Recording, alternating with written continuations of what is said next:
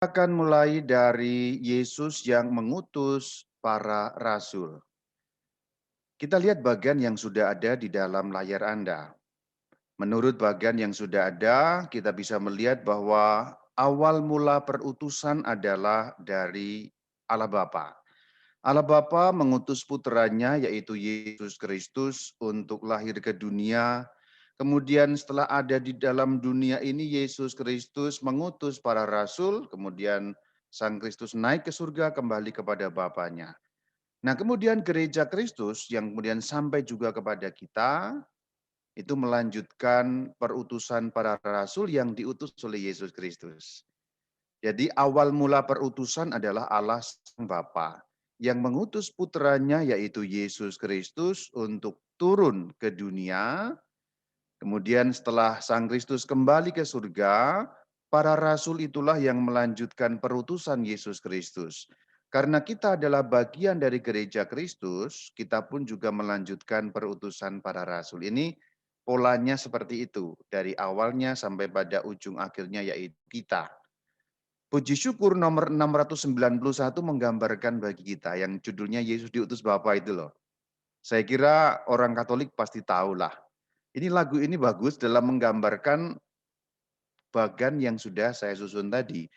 Yesus diutus Bapa di surga, kini tugasku jadi utusan. Nah ini kan, ini begini. Bapa mengutus Yesus Sang Putra. Nah itu kan, Bapa mengutus Yesus Sang Putra. Membawa selamat bagi dunia. Kita diutus Yesus dan seterusnya. Inilah awal mulanya seperti itu.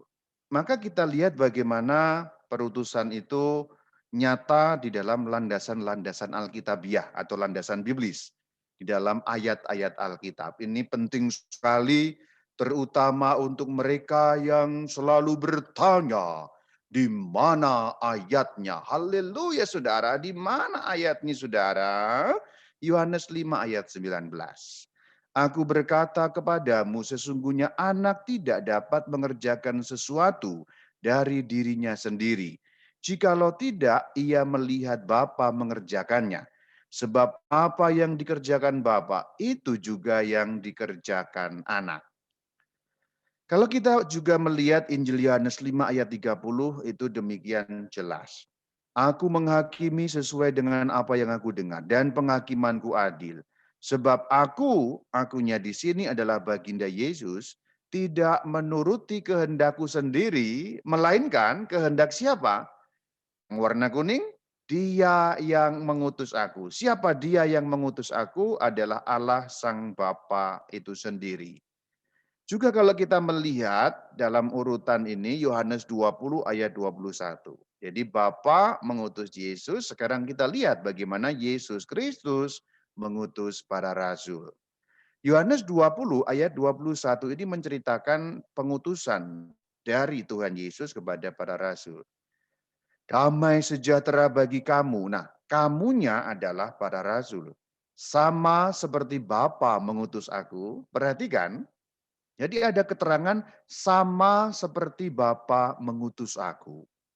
Demikian juga sekarang aku mengutus kamu, yaitu para rasul.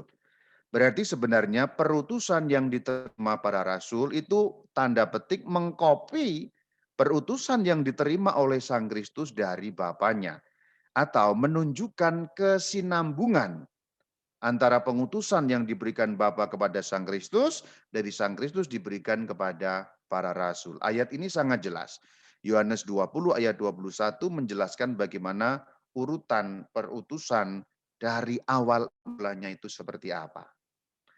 Dalam Injil Yohanes 13 ayat 20 itu juga sangat jelas bagaimana urutan kesinambungannya itu. Sesungguhnya barang siapa menerima orang yang kuutus, berarti rasul, kita harus ingat arti harafiah kata rasul adalah utusan. Orang yang kuutus berarti sama dengan rasul. Ia menerima aku. Barang siapa menerima aku, Yesus, ia menerima dia yang mengutus aku. Dia yang mengutus aku sama dengan Bapa. Itu keterangan ayat-ayat dalam Injil Yohanes. Demikian juga Yohanes 17 ayat 18. Sama seperti engkau telah mengutus aku ke dalam dunia. Jadi ini kenapa engkau? Karena dalam Yohanes 17 konteksnya adalah Yesus Kristus Tuhan sedang berbicara kepada Bapanya dalam doa di bagian-bagian terakhir sebelum malam sengsaranya. Maka dikatakan sama seperti engkau, Bapa telah mengutus aku, Yesus, demikian pula aku, Yesus, telah mengutus mereka ke dalam dunia, merekanya para rasul. Jadi mengenai perutusan ini jelas sekali bagaimana rentetan atau boleh dikatakan kesinambungannya. Berdasarkan ayat-ayat tadi yang berbagai ayat tadi itu, kan penting ya, ayat itu kan penting sekali ya. Kalau langsung KGK itu ada yang protes. Kenapa itu langsung KGK? Bukankah KGK itu bukan firman Tuhan? Ya iya Ferguso, KGK memang bukan firman Tuhan. Tapi KGK meringkas, merangkum, menyimpulkan firman Tuhan. Jadi sebenarnya saya mau memulai dari KGK 858. Tapi saya perlu tambahkan ayat-ayatnya untuk memenuhi gairah dan hasrat orang-orang yang haus akan ayat-ayat Alkitab. Haleluya, saudara. Sebenarnya kalau untuk saya sih cukup langsung KGK ya, karena saya tahu bahwa KGK itu sudah jelas Alkitabiah. Gitu. Jadi seorang Katolik itu sebenarnya dapat selalu mengandalkan hanya dengan mengutip KGK sebenarnya ya. Tapi ya itu tadi untuk memuaskan gairah orang-orang pencinta ayat. Maka saya perlu menampilkan ayat-ayat dulu di bagian depan. Kalau sudah ada ayat kemudian kan percaya. KGK 858. Dalam diri mereka, para rasul, ia, Yesus Kristus, melanjutkan perutusannya. Pelayanan para rasul melanjutkan perutusan Kristus. Lalu dikutip satu ayat, barang siapa menyambut kamu, ia menyambut aku. Demikian ia berkata kepada kedua-belasan. Matius 10 ayat 40. Nah kita garis bawahi yang bagian saya cetak kuning tadi itu. Pelayanan para rasul melanjutkan perutusan Kristus. Ini rumusan dari KGK. Rumusan KGK yang sudah sangat jelas bahwa itu merumuskan apa yang dikatakan dalam Alkitab. Berarti KGK itu selalu menuliskan ajaran berbasis pada ayat, meskipun tidak selalu eksplisit menyebut ayat. Ya itulah memang ajaran Katolik itu seperti itu. Tidak perlu setiap kali menyebut ayat toh. Tapi bahwa di dalam KGK terkandung ayat-ayat suci Alkitab itu kan, sebenarnya begitu.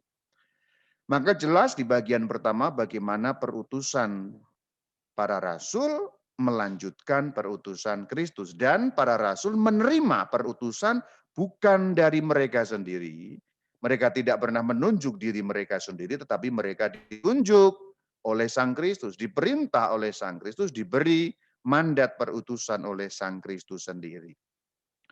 Bagian selanjutnya untuk nyambung pada karya kerasulan itu, kita akan melihat bahwa para rasul mendelegasikan. Dalam arti mendelegasikan, kira-kira begini. Para rasul itu kan hanya 12 atau beberapa belas saja. Meskipun nanti kemudian ada rasul yang di luar 12, jumlah karya kerasulan itu banyak sekali bidangnya, jenis pekerjaannya, dan lain sebagainya. Kerasulannya, karyanya, pelayanannya banyak. Sehingga tidak mungkin para rasul yang jumlahnya sedikit itu mengerjakan semuanya. Maka beberapa hal, beberapa kerasulan atau pelayanan nanti didelegasikan. Dan bagian ini penting sekali untuk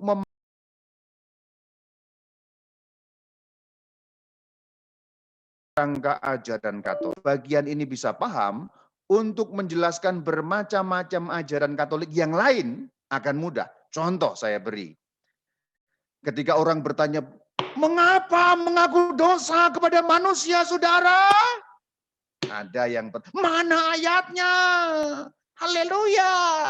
Kenapa harus mengaku dosa pada seorang manusia? Itu terjawab kalau nanti Anda memahami bagian ini, bahwa ada bagian dari tugas para rasul yang bisa didelegasikan, artinya diserahkan kepada orang lain. Sehingga kalau nanti Anda bagian ini menguasai, pertanyaan-pertanyaan seperti itu akan mudah terjawab. Mana ayatnya? Kita harus ngaku dosa kepada orang. Ngaku dosa kan kepada Allah langsung. Nah ini landasannya. Enggak gampangan begitu. Enggak terus mana ayatnya. Ya kalau mana ayatnya, Alkitab itu enggak ada ayatnya. Seperti sudah kita bahas. Ya. Mana ayatnya Yesus menulis, mana ayatnya Yesus menyuruh kita menulis Alkitab. Tidak ada. Mana ayatnya Yesus menyuruh kita menulis Injil. Tidak ada juga. Jadi kata-kata mana ayatnya itu sebenarnya pertanyaan yang sungguh tidak alkitabiah juga gitu. Sekarang kita lihat di dalam KGK 860. Dalam tugas para rasul, ada satu bagian yang tidak dapat diserahkan. Titik 2 berarti rincian, yaitu, demikian cara membacanya, dalam tugas para rasul ada satu bagian yang tidak dapat diserahkan, yaitu tugas sebagai saksi-saksi terpilih kebangkitan Tuhan dan dasar gereja. Tetapi, berarti perlawanan, di dalamnya itu berarti apa? Di dalam tugas para rasul, kumpulan tugas itu juga terletak sekaligus satu tugas yang dapat diserahkan. Mari kita lihat. Di dalam tugas para rasul kan diberi perutusan oleh Sang Kristus. Para rasul menerima perutusan dari Sang Kristus. Di dalam perutusan itu ada berbagai macam tugas. Nah, dalam berbagai macam tugas itu ada tugas-tugas yang tidak dapat diserahkan. Itu kategori pertama. Kategori kedua, ada tugas-tugas yang dapat diserahkan. Artinya apa dapat diserahkan? Diwakilkan atau diberikan kepada orang lain untuk melakukan tugas itu. Jadi di dalam tugas para rasul ada dua bagian tugas. Kita lihat kalau tadi dalam bentuk tulisan kan mungkin agak sulit dicerna. Kalau dalam bentuk bagan selalu gampang. Silakan Anda lihat bagan di situ. Secara garis besar, tugas para rasul terbagi dalam dua kategori. Dapat diserahkan dan tidak dapat diserahkan. Yang tidak dapat diserahkan ada dua, yaitu saksi kebangkitan Sang Kristus dan dasar gereja. Kenapa tidak dapat diserahkan? Tidak bisa. Tidak ada yang bisa menggantikan para rasul sebagai saksi kebangkitan. Karena mereka yang menjadi saksi. Tidak ada yang bisa menggantikan para rasul sebagai dasar gereja. Landasannya. Ya, karena iman para rasul itulah yang menjadi iman kita. Tidak bisa orang dari abad ke-21 mengatakan, saya saksi kebangkitan Kristus. Dan kamu nggak melihat kok. Saya dasar gereja. Loh, kamu kok dasar? Kamu itu atap aja bukan, apalagi fondasi. 2000 tahun yang lalu gereja sudah dibuat oleh Sang Kristus. Fondasi, landasannya rasul. Tidak bisa orang ke-21 abad-abad berikutnya mengatakan dasar gereja. Maka orang tidak bisa mendirikan gereja sebenarnya. Karena yang mendirikan gereja Sang Kristus. Jadi itu maksudnya tidak dapat diserahkan. Ada tugas khusus yang tidak mungkin ada gantinya. Itu maksudnya. Kevin mau sehebat apapun dia nggak bisa menjadi saksi kebangkitan Kristus. Bisa nggak, Vin? Kamu bisa jadi saksi kebangkitan Kristus apa nggak, Vin? Nggak bisa, Rama. Kenapa? Karena saya lahirnya nggak 2000 tahun lalu. Iya, kamu ketemu Yesus Kristus aja nggak pernah kan gitu ya. Bisa nggak menjadi dasar gereja? Saya landasannya gereja. Kenapa? Langit-langitnya aja bukan kayaknya. Kamu langit-langitnya aja bukan. Kamu sekerupnya mungkin juga bukan. Ya, gereja didirikan sudah 2000 tahun yang lalu, maka dasarnya ya orang yang terpilih. Engkau adalah Petrus, di atas batu karang ini aku akan mendirikan gerejaku. Nah, itulah landasannya, dasarnya. Berarti bahasa gampangnya, iman yang dipercaya oleh gereja adalah iman yang dipercaya oleh para rasul. Itu maksudnya. Kurang lebihnya arti dasar gereja itu. Karena para rasul beriman, maka gereja bisa berdiri. Maka dikatakan di atas batu karang ini, batu karangnya Petrus. Kalau Petrus tidak beriman, ya tidak ada kita gitu. Tidak ada yang melanjutkan, tidak ada yang mewartakan. Coba kalau perintahnya Sang Kristus mereka tolak. Pergilah ke seluruh dunia. Ah, males banget misalnya. Ya enggak jadi gitu. Ini umpamanya ya. Karena itu, pergilah ke seluruh dunia. Dan seterusnya itu ya, Matius 28 tuh ya. Terus mereka serentak menjawab, "Males Tuhan." Ya bubar gitu. Itu kira-kira maksudnya dasar para rasul, sehingga dasar gereja, sehingga dua hal tadi itu tidak mungkin bisa digantikan. Dalam istilah KGK tidak dapat diserahkan. Namun sebaliknya ada tugas-tugas lain di luar yang dua itu yang bisa diserahkan, yang bisa digantikan oleh orang lain yang ditunjuk untuk melaksanakan. Kalau saksi kebangkitan tidak mungkin sekalipun itu muridnya para rasul. Misalnya Santo Yohanes penulis Injil itu punya murid namanya Santo Polikarpus. Kira-kira Polikarpus meskipun jaraknya dekat dengan para rasul, Kevin, meskipun Santo Polikarpus itu mereka hidup bersama dengan para rasul, bisa nggak menjadi saksi kebangkitan Kristus, Polikarpus itu? Nggak bisa, Rama. Nggak Karena bisa nggak juga. ngelihat. Karena juga tidak menjadi saksi langsung, saksi mata dari kebangkitan. Meskipun memang ketemu dengan para rasul, itu nggak bisa digantikan. Nah itu, ini pemahaman ini akan saya landaskan dulu supaya Anda nanti, ini maksudnya begini, ini akan berguna untuk pembahasan-pembahasan yang lain. Ini ilmu dasar soalnya. Ilmu dasar sekali untuk mengerti kenapa gereja punya ini, punya itu, kenapa sakramen yang bisa dilakukan oleh ini. Karena ini, pembagian awalnya ini penting sekali. Tugas para rasul terbagi dua, tidak dapat diserahkan dan dapat diserahkan. Yang tidak dapat diserahkan ada dua, menjadi saksi kebangkitan Kristus karena mereka menyaksikan langsung, ditampaki oleh Sang Kristus 40 hari diajar ulang dan seterusnya, dan landasan gereja, dasar gereja, karena iman mereka yang menjadi dasar dari iman kita. Itu. Tapi ada yang dapat diserahkan. Yuk kita lihat apa yang dapat diserahkan. Tapi sebelumnya sekali lagi saya kutip ayat-ayatnya. Ya. Penting kan ya, Vin? Ayat kan penting ya? Iya, penting sekali, Penting Rama. sekali. Haleluya.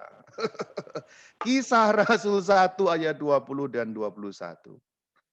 Petrus berkata, "Jadi harus ditambahkan kepada kami seorang dari mereka yang senantiasa datang berkumpul dengan kami selama Tuhan Yesus bersama-sama dengan kami, yaitu mulai dari baptisan Yohanes sampai pada hari Yesus terangkat ke surga meninggalkan kami. Untuk apa? Menjadi saksi dengan kami tentang kebangkitannya." Ini ayat mengenai apa? Ini adalah ayat mengenai penggantian kerasulan Yudas Iskariot yang sudah mati.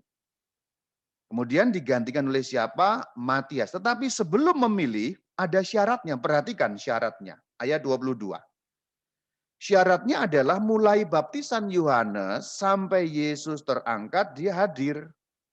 Maka di ayat 21 dikatakan, yang senantiasa datang berkumpul dengan kami sama Tuhan Yesus bersama-sama dengan kami. Yang ikut Yesus kemana-mana. Karena pada zaman itu ada murid-murid yang tidak ikut kemana-mana. Murid-murid Tuhan Yesus itu levelnya berbeda-beda. Ada yang selalu ikut kemana-mana, ada yang tidak ikut kemana-mana, ada yang sesekali ikut kalau pas ada roti ikut, kalau nggak ada roti nggak ikut. Itu ada juga kelompok-kelompok seperti itu. Nah ini syarat untuk terpilihnya Rasul itu, mulai baptisan Yohanes, dia lihat, sudah tahu. Sampai Yesus terangkat ke surga, dia juga menjadi saksi mata. Maka keterangan untuk menjadi saksi tentang kebangkitan Kristus berarti punya kriteria seperti itu. Ini nggak bisa digantikan. Loh itu kok Yudas Iskariot digantikan Romo? Betul, digantikan tetapi oleh orang yang punya kualifikasi sama, kualitas yang sama. Kualitas apa? Saksi mata, itu maksudnya. Digantikan dalam arti itu. Digantikan dalam arti orang sejaman, Matias kan sejaman, yang juga punya kualifikasi, lihat, tahu baptisan Yohanes, tahu Yesus terangkat, tahu kemana-mana Yesus mengajar, dan lain sebagainya itu. Itu yang dimaksud menjadi saksi tentang kebangkitannya. Kemudian kalau kita lihat sebagai dasar ada dalam Wahyu 21:14. Dan tembok kota itu mempunyai 12 batu dasar. Di atasnya tertulis nama ke-12 Rasul Anak Domba. Itu menjadi dasar. Efesus 2 ayat 19 dan 20, ini Rasul Paulus itu juga mengakui bahwa gereja dibangun di atas dasar para rasul dan para nabi. Kristus Yesus itu batu penjurunya. Itu tadi ayat-ayat yang menyatakan dua tugas yang tak tergantikan, dua tugas yang tak dapat diserahkan, saksi kebangkitan dan landasan fondasi gereja. Selanjutnya KGK 860. Kristus menjanjikan kepada mereka, para rasul, bahwa ia akan tinggal bersama mereka sampai akhir zaman. Karena itu, perutusan ilahi yang dipercayakan Kristus kepada para rasul itu akan berlangsung sampai akhir zaman. Vin, ayatnya mana, Vin? Ya. Matius 28 ayat 19. Wah, itu Coba sudah kita ada tunjukkan, Rema. ayatnya mana? Ya jelas, Matius 28 ayat 20. Iya. Dan ketahuilah, aku menyertai kamu senantiasa sampai kepada akhir zaman. Apa implikasi dari ayat ini? Kamu yang di situ konteks dekatnya kan para rasul, tapi kemudian juga penerus-penerusnya berarti. Karena sampai akhir zaman. Kenapa kok begitu implikasinya? Karena para rasul tidak abadi, mereka mati. Tetapi penyertaannya sampai akhir zaman berarti kerasulan yang diberikan kepada para rasul punya implikasi harus berjalan terus. Itu maksudnya. Kalau Tuhan kita tidak pernah bermaksud demikian, seandainya saya katakan, seandainya Tuhan kita tidak bermaksud bahwa kerasulan harus sampai akhir zaman atau perutusan harus sampai akhir zaman, pasti akan mengatakan, ketahuilah, aku menyertai kamu senantiasa sampai ajalmu tiba. Berarti setelah ajalnya tiba, tidak lagi disertai. Tapi tidak. Beliau tidak mengatakan demikian. Beliau mengatakan sampai akhir zaman. Implikasinya apa? Perutusan, kerasulan yang dipercayakan harus berlangsung sampai akhir zaman. Secara logis, kalau harus berlangsung sampai akhir zaman berarti harus ada yang menggantikan. Karena para rasul tidak hidup abadi di muka bumi. Nah itu. Seringkali memang penjelasan mengenai iman Katolik ini sangat logis, sangat alkitabiah, sangat mendalam, tapi memang tidak langsung siap pakai. Mana ayatnya? Ya ayatnya ada, tetapi ini harus dilihat secara lebih mendalam, bukan ayat langsung tunjuk gitu. Mengaku dosalah kepada, enggak ada ayat seperti itu tentu saja. Itu ilmu gampangan seperti itu ya. Kembali ke sini. Bahwa berlangsung sampai akhir zaman. Maka kembali ingat soal tadi itu. Yang dapat diserahkan, yang tidak dapat diserahkan. Berarti ada yang dapat diserahkan supaya pelayanan kerasulan berlangsung sampai akhir zaman. Saya mau sekarang fokuskan pada yang dapat diserahkan. Karena kalau yang tidak dapat diserahkan ya sudah selesai. Saksi kebangkitan Kristus, para rasul, mereka menjadi saksi, selesai tugas itu. Kemudian orang selanjutnya percaya, selesai. Menjadi dasar gereja, gereja sudah berdiri, selesai. Yang sekarang harus berlanjut itu yang mana? Yang kedua, yang dapat diserahkan. Contohnya, sekarang kita fokus pada tugas para rasul yang dapat diserahkan adalah para diakon yang nanti menggantikan tugas para rasul. Atau lebih tepatnya menggantikan beberapa tugas dari para rasul, enggak seluruhnya. Karena ada bagian yang tidak tergantikan. Ini bahkan sudah terjadi ketika para rasul masih hidup. Kita lihat Kisah Rasul 6 ayat 5 dan 6. Ini ketika para rasul itu diberi usul oleh jemaat bahwa pelayanan sosial terabaikan. Jadi zaman itu sebenarnya yang melakukan pelayanan sosial langsung para rasul. Tapi kemudian dipilih para diakon supaya para diakon mengurusi pelayanan sosial, menggantikan. Berarti pelayanan sosial diserahkan oleh para rasul kepada golongan diakon. Sementara para rasul fokus untuk menangani pelayanan firman Allah. Lalu mereka memilih Stefanus, Filipus, Prokorus, Nikanor, Timon, Parmenas, dan Nikolaus. Inilah yang ditahbiskan oleh para rasul menjadi para diakon. Berarti sejak zaman para rasul pun sudah ada tugas-tugas mereka yang didelegasikan kepada para diakon. Kemudian setelah itu juga masih ada beberapa tugas lain yang didelegasikan kepada orang lain. Kali ini tidak para diakon tetapi para presbiter. Ini ada ayatnya. Kita lihat, Kisah Rasul 14 ayat 23. Di tiap-tiap jemaat, jemaat berarti kalau bahasa kita sekarang zaman now, keuskupan. Ya, di tiap-tiap keuskupan. Eklesia dalam arti keuskupan. Kalau bahasa zaman kita sekarang, kalau zaman itu belum ada istilah. Tapi sudah ada kelompok-kelompok di berbagai kota atau desa. Istilah pada zaman-zaman selanjutnya itu keuskupan, diocesis. Kemudian makin lama makin banyak keuskupan dibagi-bagi lagi parokia, jadi paroki. Jadi sebenarnya keuskupan atau paroki itu punya landasan yang sangat tua dari zaman para rasul. Awalnya kan begitu. Orangnya sedikit maka dalam satu kota atau satu wilayah keuskupan. Makin berkembang dalam satu wilayah itu pun dibagi yang lebih-lebih kecil lagi parokia. Nah ini. Jadi tiap-tiap jemaat silakan membayangkan itu keuskupan atau paroki. Bayangkan demikian. Keuskupan. Malah jadi salah, Win.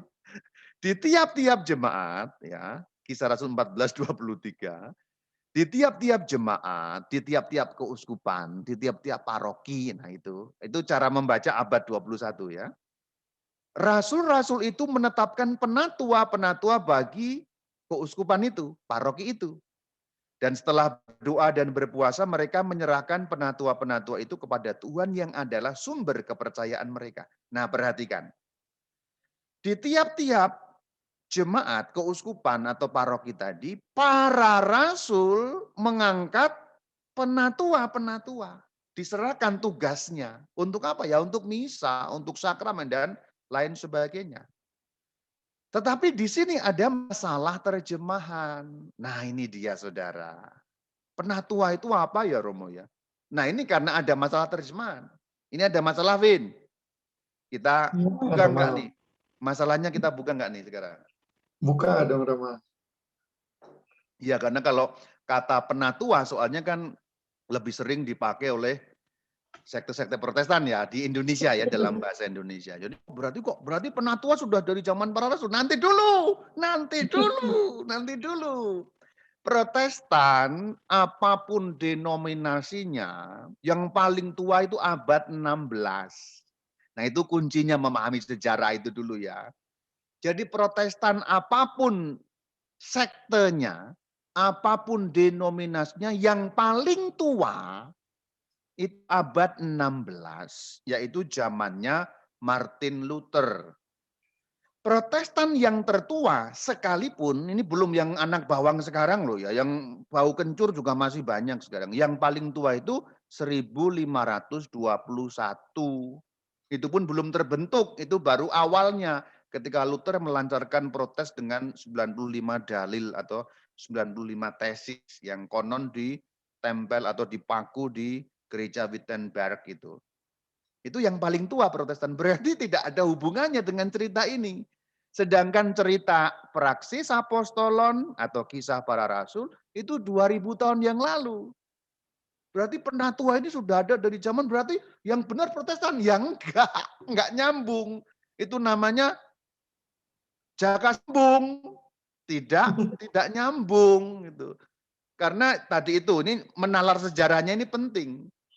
Yang diceritakan di Kisah Rasul 14 ini 2000 tahun yang lalu. Sedangkan Protestan yang paling tua itu abad 16. Itu berjarak 16 abad, Saudara. Apa enggak haleluya, Saudara, kalau begini?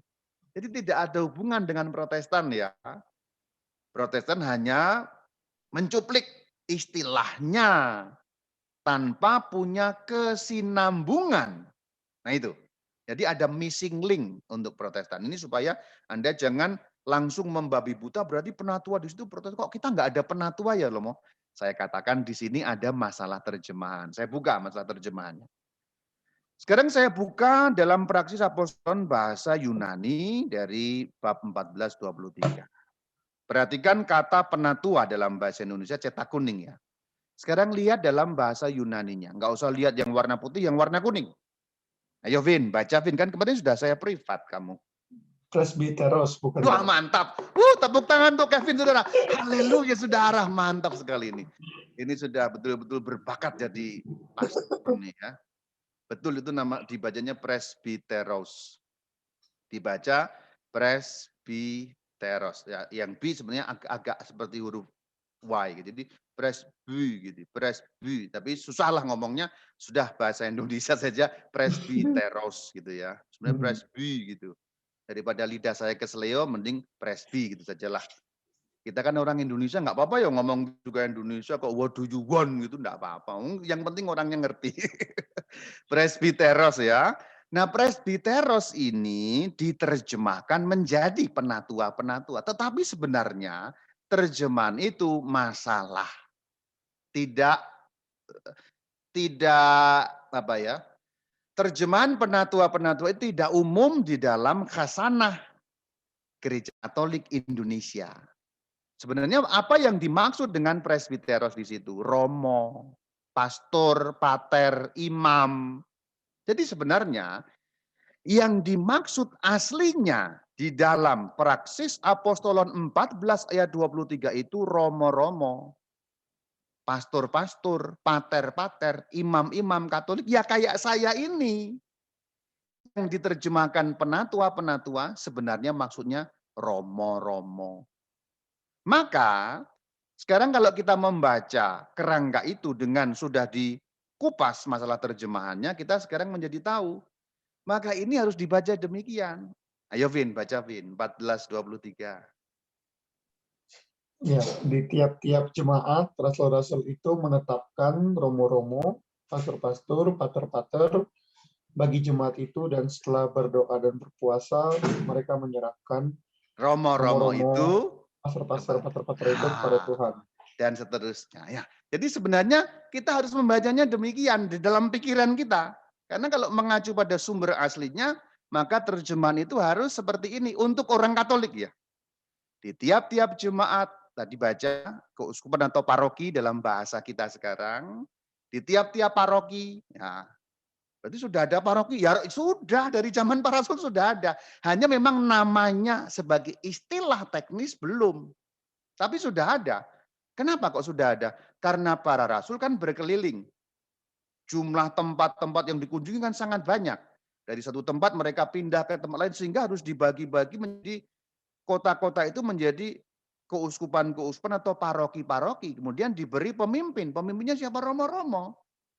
Di tiap-tiap keuskupan atau paroki, rasul-rasul itu menetapkan romo-romo bagi paroki itu. Dan setelah berdoa dan seterusnya, para rasul menyerahkan romo-romo itu kepada Tuhan. Nah, Alkitab kalau kita kupas, makin kita dalami, makin kita kupas, sebagai orang Katolik kita makin menyadari kebenaran iman Katolik itu sendiri sesungguhnya. Makin kita kupas, makin kita mengerti isi Alkitab, makin terasa gereja Katolik adalah gereja yang sangat alkitabiah. Bahkan sistem keuskupan, sistem paroki yang sekarang kita punya itu bukan buatan dalam arti kreasi-kreasi baru, bukan. Itu sudah sejak zaman punya landasan, punya referensi pada zaman para rasul itu sendiri. Bahkan hanya yang sekarang kan kita menganggapnya kan simpel ya. Kalau kita mengatakan paroki keuskupan kayak kecamatan, itu malah belakangan kayak gitu itu. Gereja ada sudah lebih dulu kayak gitu ya. Ini sebenarnya. Ini dulu penting saya tegaskan karena nanti kita akan bisa mendalami hal yang lain bertolak dari ini. Jadi beberapa banyak hal akan kembali ke sini. Berarti di sini konsepnya apa? Tugas-tugas pelayanan para rasul dipercayakan kepada para presbiter tadi itu. Ketika rasul pergi, yang misa di satu paroki itu siapa? Ya para presbiter, romo-romo itu. Yang melayani pengakuan dosa siapa? Ya romo-romo itu. Itulah kenapa sampai hari ini para presbiter, para romo, para pastor, para pater, para imam, seperti aku ini, punya wewenang mendengarkan pengakuan dosa dan memberikan sakramen pendamaian, rekonsiliasi, sakramen tobat kepada umat, kepada jemaat. Karena ikatan sejarah yang sangat kuat kalau kita lihat salah satu ayatnya. Ini baru salah satu ayat. Kisah Rasul 14 ayat 23. Apa enggak haleluya saudara kalau begini? Haleluya saudara. Asli kan? Kalau sudah begini tuh mau kemana lagi, Vin, kalau sudah begini, Vin? Kalau nggak ke Katolik. Ini ya, meskipun temanya kerasulan, tapi ini landasannya juga Kembali ke bahtera utama ya, Romo. bahtera utama tentulah. Sekarang kita lihat lanjutannya masih soal penatua, tapi sudah dengan konsep yang berbeda ya. Sebelumnya kan kita membaca penatua mungkin nggak ngerti, tapi sekarang sudah ngerti maksudnya apa. Romo, pastor, pater, imam ya. Maka kalau kita membaca Kisah Rasul 15 ayat 23 sudah lain.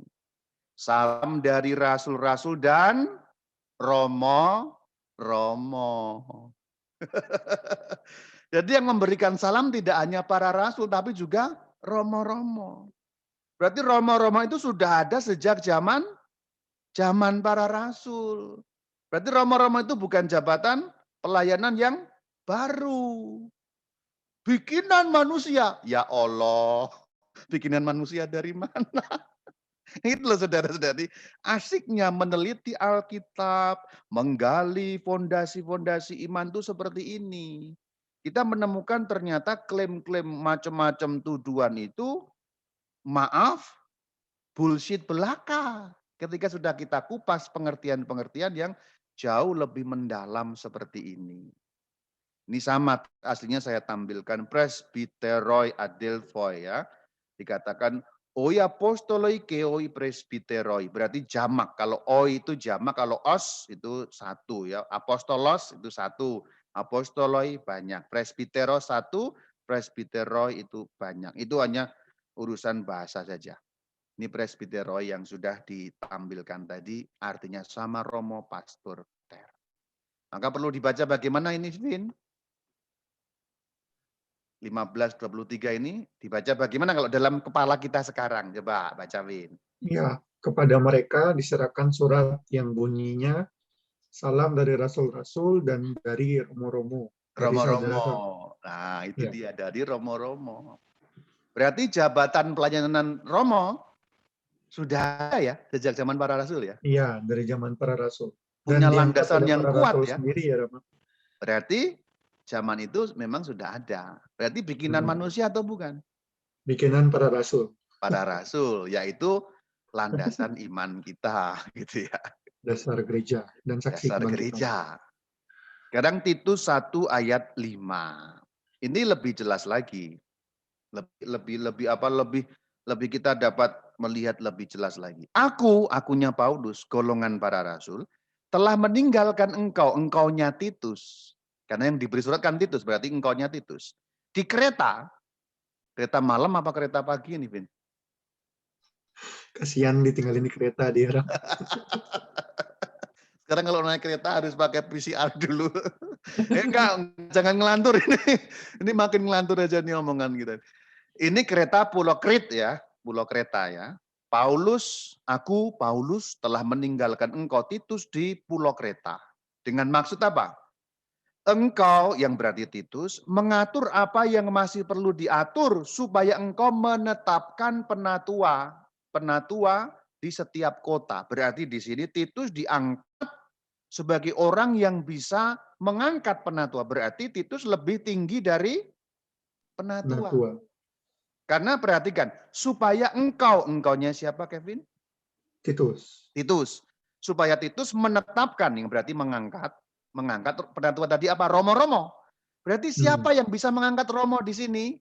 Titus. Disitulah kita mengenal jabatan pelayanan episkopos, episkopus, episkop, uskup. Nah, di sini kita tahu bahwa Titus diangkat oleh para rasul menjadi seorang uskup yang bisa mengangkat romo-romo atau presbiter. Jadi kita kenal di sini bahwa ternyata selain presbiter, jabatan yang di atas presbiter, kenapa kok di atas? Ayat mana yang menunjukkan atau kalimat mana yang menunjukkan bahwa itu di atas? Ini tadi, supaya engkau menetapkan. Dalam bahasa kita, supaya engkau abad 21 ini, supaya engkau menahbiskan presbiter-presbiter. Supaya engkau menahbiskan romo-romo. Siapa yang bisa menafsirkan Romo? Ya yang di atasnya Romo. Siapa yang di atasnya Romo? Uskup, episkop, episkopus, episkopos. Berarti uskup itu sejak zaman para rasul. Masih kurang ayatnya.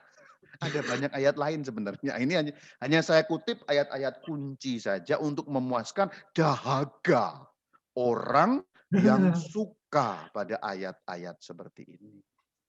Karena ada banyak orang haus tentang ayat-ayat suci.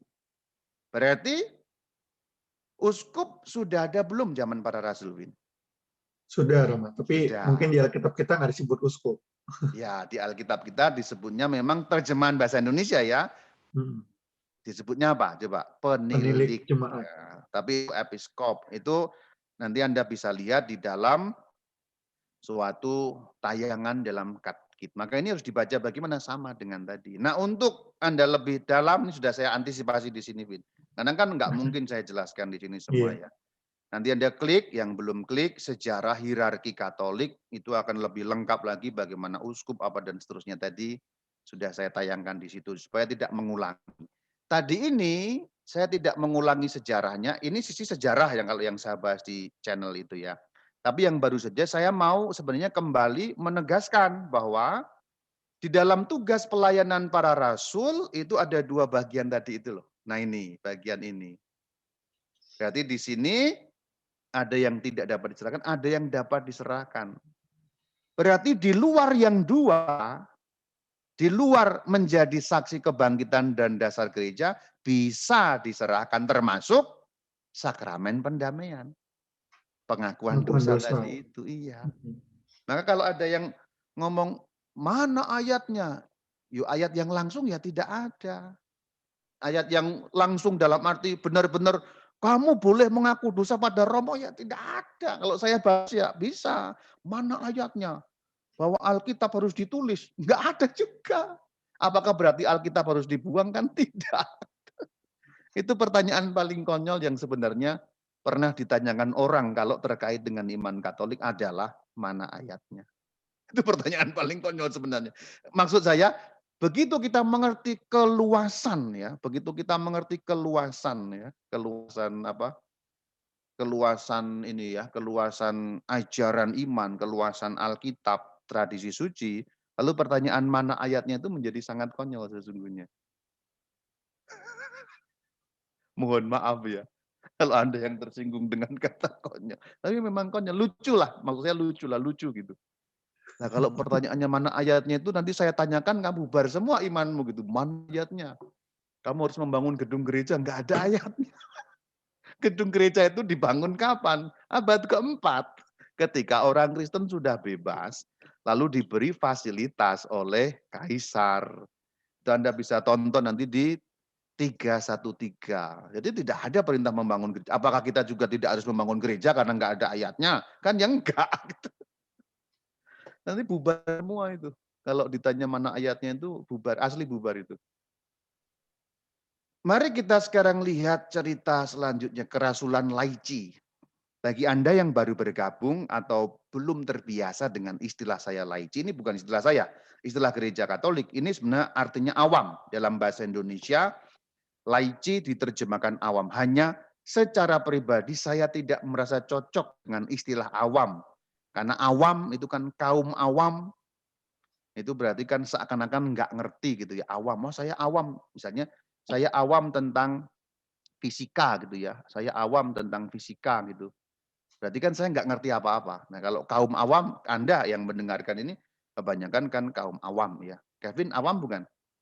Awam, Rama. Tapi apakah Kevin nggak ngerti apa-apa? Kan nggak ngerti kan? Ya Ya, sedikit-sedikit. ngerti ya, tapi ngerti kan ya, nggak awam sama sekali gitu. Apalagi yang sudah sering mendengarkan Katkit, sudah banyak lah. Masa sedikit, Win? Wah melecehkan saya kamu, Win.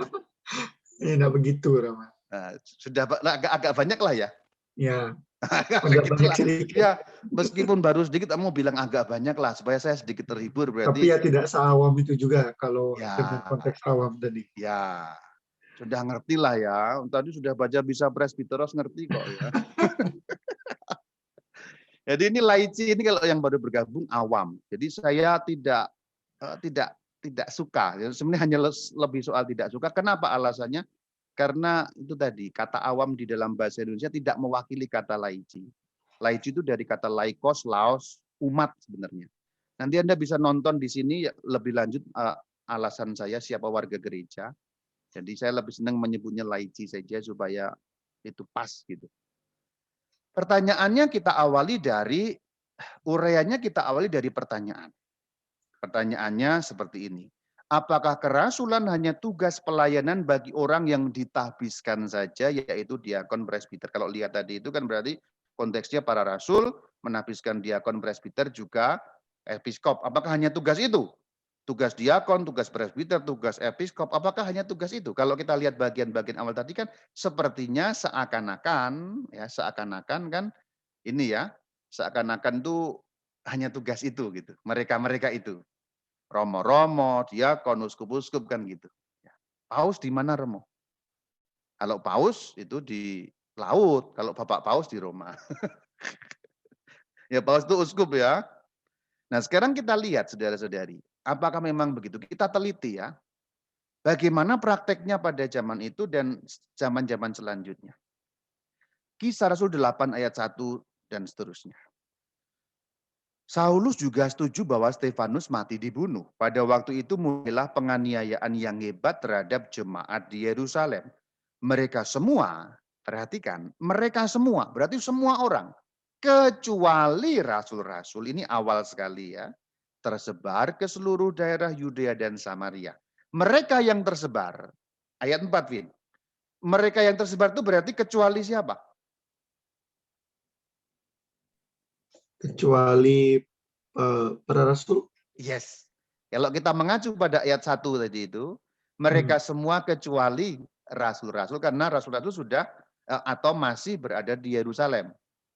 Ya. Dikatakan mereka yang tersebar, berarti orang-orang umat Kristen awal kecuali para rasul.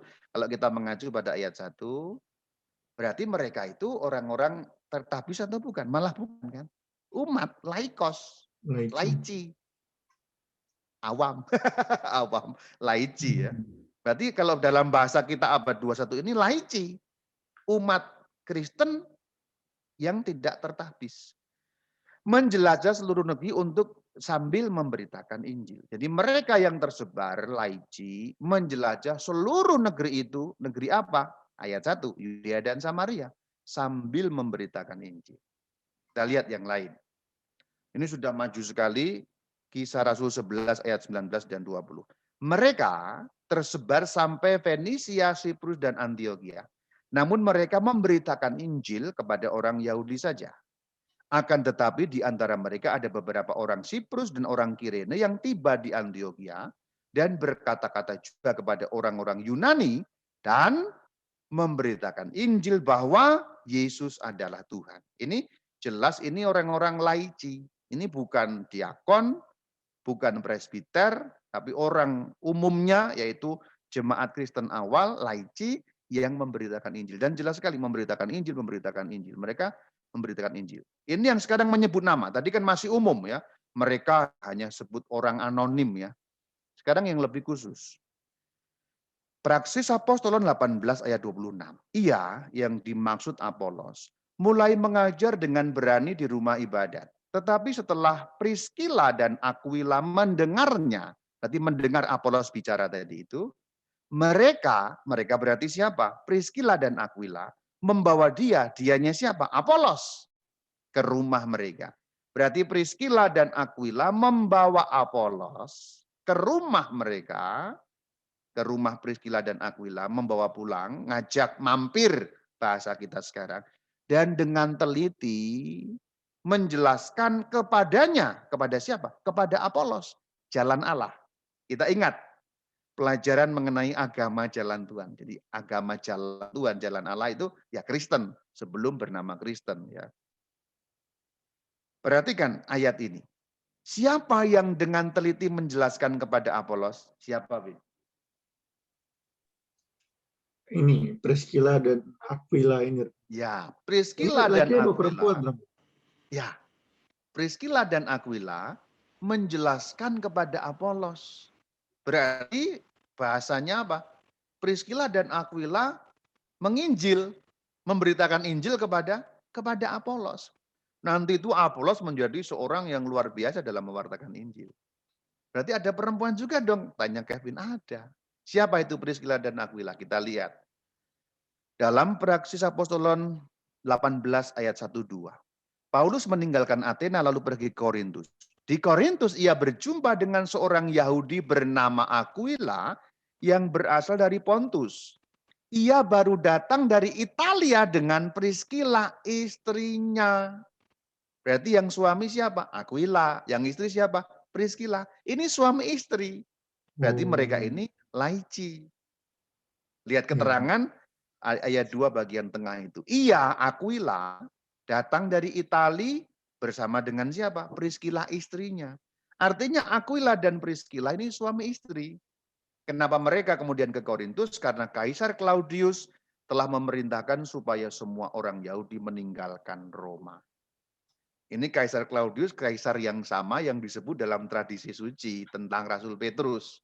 Anda nanti buka tentang Rasul Petrus. Jadi ini nyambung sebenarnya. Ini ada bagian, kalau hanya kita baca Alkitab gini, bolong-bolong infonya. Enggak lengkap. Begitu ketemu tradisi suci, wow itu hubungannya, oh. Nah, kalau sudah gitu tuh gini, bagus. Kalau belajar gini makin lama makin senang, makin seru gitu loh. Nah itu saudara. Berarti bagian-bagian awal zaman para rasul tidak hanya mereka diakon, presbiter, episkop. Memang mereka secara khusus meneruskan atau menggantikan tugas pelayanan para rasul yang dapat diserahkan tadi, tetapi mereka bukan eksklusif yang mewartakan Injil saja, bukan mereka saja. Karena semua pengikut Kristus, bahkan di dalam surat Rasul Paulus disebut nama-nama berbagai macam. Silakan lihat. Aku meminta perhatianmu terhadap Febe, saudari kita.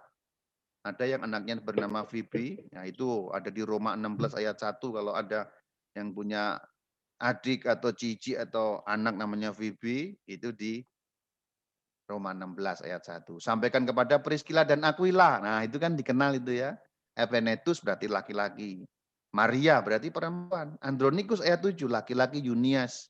Ampliatus, Urbanus, laki-laki. Apeles, Aristobulus, Herodion, Narkisus. Tapi di antara laki-laki itu ada perempuan-perempuan. Priscilla, Fibi, nah itu ya.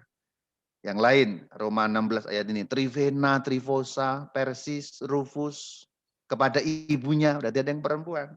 Dan seterusnya, 15 ya, Yulia, dan saudara perempuannya.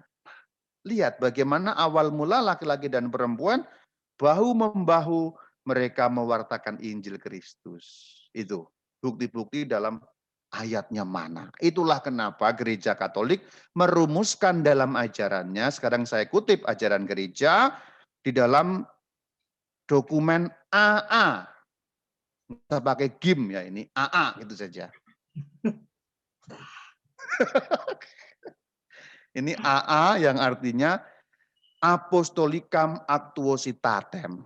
Apostolicam Actuositatem itu salah satu dokumen gereja dari Konsili Vatikan kedua. Nomor 2, kita baca.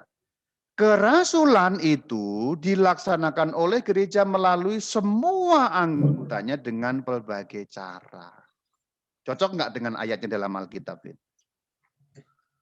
Cocok, Teman. Cocok. Berarti sebenarnya semua dokumen gereja, semua ajaran gereja itu memang sudah mengandung ayat, meskipun tanpa menyebut ayatnya di mana. Haleluya, saudara. Ini saya ulang terus supaya Anda itu seperti disuntik dengan pemikiran seperti ini, supaya tertanam dalam pikiran orang Katolik. Karena saya kadang-kadang prihatin juga. Orang membaca Alkitab, kemudian rajinnya bagus, membaca Alkitab itu rajinnya bagus. Tapi ada efek sampingnya. Efek samping buruknya adalah semua harus diacu pada referensi ayat Alkitab. Nah itu efek jeleknya. Anda semangat membaca Alkitab itu bagus, itu luar biasa, saya mendukung. Tapi jangan semua harus ada dalam ayat Alkitab itu. Gitu loh, ya. Perhatikan ya, semua anggota dengan berbagai cara. Lanjutannya ini masih ayat yang sama.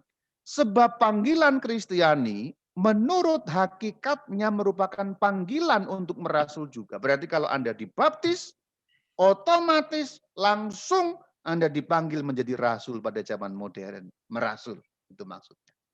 Maka dikatakan panggilan Kristiani adalah atau merupakan pada hakikatnya loh.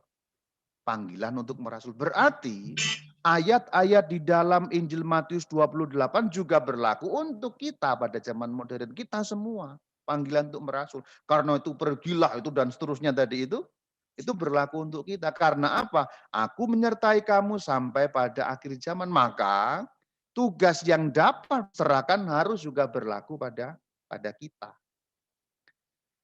Kita lihat lanjutannya. Di dalam gereja terdapat keanekaan pelayanan tetapi kesatuan perutusan. Nah ini penting. Pelayanannya macam-macam tapi satu perutusannya. Dari mana? Dari Kristus Tuhan yang melanjutkan perutusan para rasul kita ini. Sekarang khusus mengenai laici ya. Sedangkan kaum laici awam ikut serta mengemban tugas imamat, kenabian, dan rajawi Kristus. Tuhan Yesus Kristus punya 3 tugas yang sering disebut dalam tradisi suci gereja Trimunera Christi.